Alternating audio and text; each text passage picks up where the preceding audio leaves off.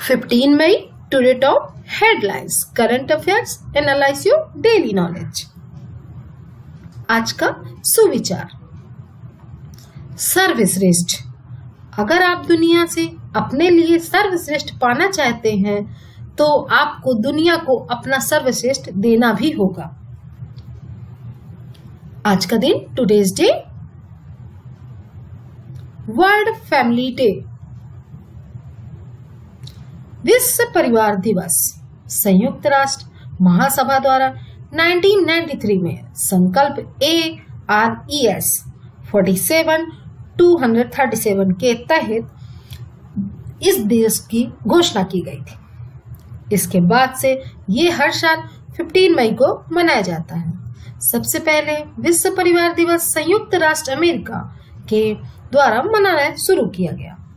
15 मई 1994 के दिन पहली बार विश्व परिवार दिवस मनाया गया था।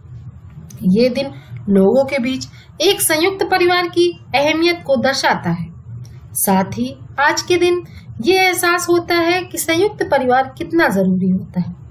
विश्व परिवार दिवस का प्रतीक चिन्ह एक हरे रंग का एक गोला घेरा होता है, जिसके अंदर घर और एक दिल बना हुआ होता है। Question of the last day, कल का प्रश्न, हाल ही में भारतीय रक्षा मंत्री ने किस राज्य में 80 किलोमीटर की सड़क को देश को समर्पित किया है, जो लिपुलेख दर्रे से होकर कैलाश मानसरोवर यात्रा के लिए एक नवीन मार्ग है। और आपके ऑप्शन थे, option A Jharkhand, option B Uttarakhand, option C Gujarat, option D Rajasthan, और जिसका सही जवाब था वो था option B Uttarakhand. Today top 10 headlines. Headlines number 1, Israel में नई सरकार के प्रधानमंत्री बेंजामिन नेतन्याहू के नेतृत्व में शपथ लेने तय है, जिससे देश के इतिहास में अब तक के सबसे लंबे राजनीतिक गतिरोध का अंत भी हो जाएगा। देश में 500 से अधिक दिनों तक कार्यवाहक सरकार रही और बिना स्पष्ट नतीजों के लगातार 3 बार आम चुनाव हुए। नेतन्याहू ने बुधवार को राष्ट्रपति रूवन रिवलिन और ब्लू एंड व्हाइट पार्टी के अध्यक्ष बेन्नी गैंट्ज को भेजे पत्रों में सरकार बनने में सफलता की औपचारिक रूप से घोषणा की। गठबंधन समझौते के अनुसार नई सरकार में नेतन्याहू 18 महीने बाद प्रधानमंत्री पद गैंट्ज को सौंपेंगे। यही नई सरकार के बृहस्पतिवार शाम को शपथ लेने की संभावना है। नेतन्याहू 70 सरकार की रूपरेखा उसके मंत्रियों, मूलभूत सिद्धांतों और दिशा निर्देशों को इजरायली संसद के समक्ष पेश करेगा। सरकार में शुरुआत में 32 मंत्री और शपथ लेंगे। गठबंधन समझौते के अनुसार इसके बाद 6 महीने में मंत्रियों की संख्या 36 तक होगी, जिससे यह यहूदी देश के इतिहास में सबसे बड़ी खबर होगी। हेडलाइन सेकंड, हाल ही में मैसूर स्थित केंद्रीय खाद्य प्रौद्योगिकी अनुसंधान संस्थान ने स्पिरुलिना ग्राउंडनट चिक्की विकसित की है, जो कोविड-19 महामारी के समय लोगों को सूक्ष्म पोषक तत्व प्रदान कर सकती है और उनकी रोग प्रतिरोधक क्षमता को बढ़ा सकती है। यह एक स्नैक है जो अच्छे सूक्ष्म पोषक तत्व प्रदान करता है।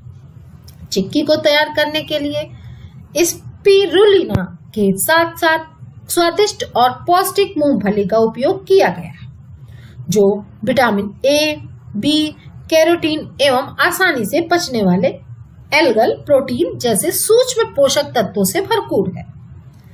CFTRI के अन्य पौष्टिक स्नैक्स जैसे न्यूट्री, मैंगो, फ्रूट बार और इलायची फ्लेवर पेयजल भी प्रवासी मजदूरों को खाद्य पदार्थों के रूप में दिए जाने के लिए तैयार किए जा रहे हैं। हेडलाइंस थर्ड, गोवा स्थित राष्ट्रीय ध्रुवी एवं समुद्री अनुसंधान केंद्र कोविड-19 महामारी से निपटने के लिए अपना योगदान दे रहा है। NCPOR के वैज्ञानिकों एवं रिसर्च स्कॉलर्स ने कोविड-19 के दौरान केंद्रीय गृह मंत्रालय के दिशा निर्देशों को मानते हुए उचित सामाजिक दूरी बनाए रखते हुए विभिन्न प्रयोगशालाओं में महत्वपूर्ण विश्लेषणात्मक कार्य किए। NCPOR के वैज्ञानिक अनुसंधान विद्वान विभिन्न शोधकर्ताओं से संबंधित शोध पत्रों को पढ़ने के लिए राष्ट्रव्यापी लॉकडाउन अवधि का उपयोग कर सकते हैं, जिससे आगामी दिनों में अच्छी संख्या में शोध प्रकाशनों की उम्मीद जताई जा रही है। हेडलाइंस 4, वरिष्ठ IAS अधिकारी V विद्यावती को भारतीय पुरातत्व सर्वेक्षण का नया महानिदेशक नियुक्त किया गया। ध्यातव्य है कि उनकी नियुक्ति प्रधानमंत्री नरेंद्र मोदी की अध्यक्षता वाली कैबिनेट की नियुक्ति समिति के आदेश के माध्यम से की गई है।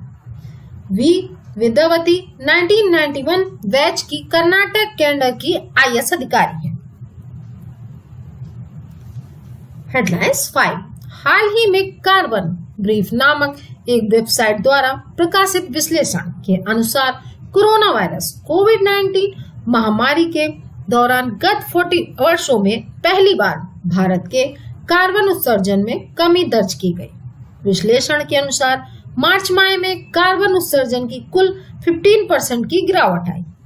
नवीनतम आंकड़ों के अनुसार कोयला आधारित बिजली उत्पादन मार्च माह में 15% और अप्रैल माह के प्रथम 3 हफ्तों में 31% तक गिर गया है।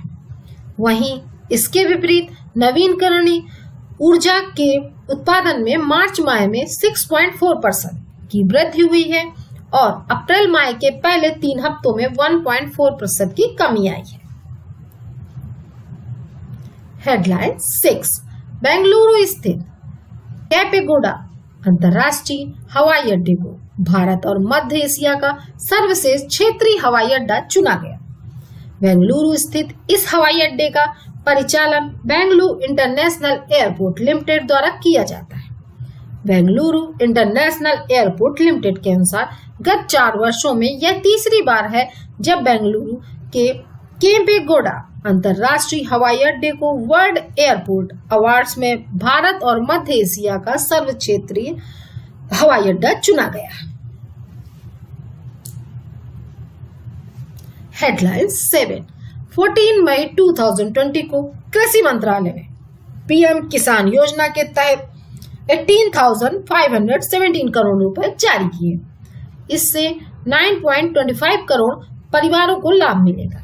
भारत सरकार ने लॉकडाउन के बाद से अब तक PM किसान योजना के तहत 18,517 करोड़ रुपए जारी किए। यह धनराशि प्रधानमंत्री गरीब कल्याण योजना के एक हिस्से के रूप में जारी की गई है। एक तरफ भारत सरकार लॉकडाउन के दौरान लोगों को जीवन को आसान बनाने के लिए सार्वजनिक वितरण प्रणाली के तहत मुफ्त में खाद्यान्न और दालों का वितरण कर रही है। हेडलाइंस 8, प्रधानमंत्री मोदी ने हाल ही में आत्मनिर्भर भारत अभियान की घोषणा की। इस योजना के तहत लगभग 20 लाख करोड़ रुपए आवंटित किए गए। इस योजना के साथ प्रधानमंत्री ने वोकल फॉर लोकल की भी घोषणा की। KVIC खाद्य और ग्रामोद्योग आयोग वोकल फॉर लोकल बनने के लिए आगे आया है। वोकल फॉर लोकल का उद्देश्य स्थानीय उत्पादकों को बढ़ावा देना। ऐसा इसलिए क्योंकि लॉकडाउन और कोविड-19 के खतरे के साथ यह स्थानीय उत्पादन था जिसने लोगों को आसानी से दिनचर्या चलाने में मदद की। इसमें मुख्य रूप से आवश्यक वस्तुओं की आपूर्ति शामिल थी। Headlines 9, PM cares fund trust 27 मार्च 2020 को बनाया गया था। इसकी अध्यक्षता प्रधानमंत्री मोदी कर रहे हैं। अन्य सदस्यों में गृह मंत्री, रक्षा मंत्री और वित्त मंत्री शामिल हैं। आवंटित धनराशि का उपयोग 50,000 वेंटिलेटर खरीदने के लिए किया जाएगा। वेंटिलेटर 2,000 करोड़ रुपए की लागत से खरीदे जाएंगे। इन वेंटिलेटरों को सरकार द्वारा संचालित कोविड-19 अस्पतालों में भेजा जाएगा। राज्य सरकारों और केंद्रीय शासित प्रदेशों को लगभग 1,000 करोड़ रुपए प्रदान किए जाएंगे। यह राशि नगर निगम आयुक्तों और जिला कलेक्टरों को भी दी जाएगी। हेडलाइंस 10, 13 मई 2020 को वर्ल्ड इकोनॉमिक्स फोरम ने global energy transition index GET index जारी किया। भारत ने ऊर्जा सुरक्षा, विकास और पर्यावरणीय स्थिरता जैसे प्रमुख मापदंडों को सुधार करते हुए 74वां स्थान हासिल किया है। वर्ल्ड इकोनॉमिक फोरम ने अपनी report WEF fostering effective energy transition 2020 report में जीईटी इंडेक्स के आधार पर 115 देशों को स्थान दिया है। इस सूचांक को देशों की ऊर्जा प्रणालियों के मौजूदा प्रदर्शन, पर्यावरणीय स्थिरता, ऊर्जा सुरक्षा और टिकाऊ, सुरक्षित, सस्ती और समावेशी ऊर्जा प्रणालियों को परिवर्तन के लिए तत्परता जैसे संकेतकों के आधार पर तैयार किया गया है। Thanks for watching this video. If you like this video, please subscribe this channel, like, share and comment. Contest से जुड़े रहिए। कॉन्टेस्ट से जुड़े रहने के लिए धन्यवाद। आपका दिन शुभ हो।